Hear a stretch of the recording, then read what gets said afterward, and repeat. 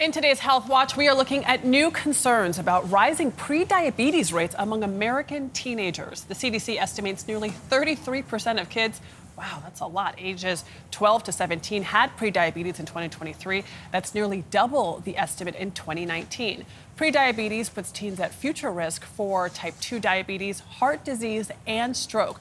Joining us now is CBS News medical contributor Dr. Celine Gounder. She is also editor-at-large for public health at KFF Health News. Dr. Gounder, thank you so much for being here to talk about this. Good morning. So what's going on? What's driving the spike? It's a great question. So we know that people in this country, including teens, have relatively sedentary lifestyles. We're eating too much salt, sugar, and fat in ultra-processed food. Teens are also not getting enough sleep, and they're under a lot of stress. And all of these things lead to increased weight gain and the risk for diabetes. On top of that, we've recently seen CDC cuts to programs that support things like school nutrition, farmers markets, walking trails in communities. And so some of the things that we're trying to address these issues have actually been scaled back. So what are the warning signs? The warning signs, there are actually no symptoms of prediabetes. So prediabetes, means you don't have diabetes.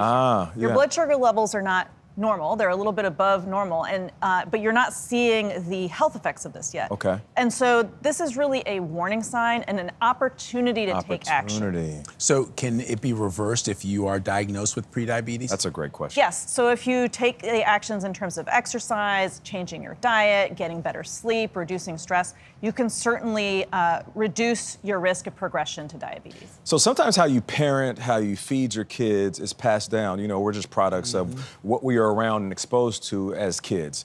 So what can parents do now, even though that they might have been in a different type of environment growing up, to kind of change that generational Well, I think this is super important because role modeling is a big part of what parents should be doing. So it's not enough to tell your kid, go out for a run or eat better. You need to do it yourself.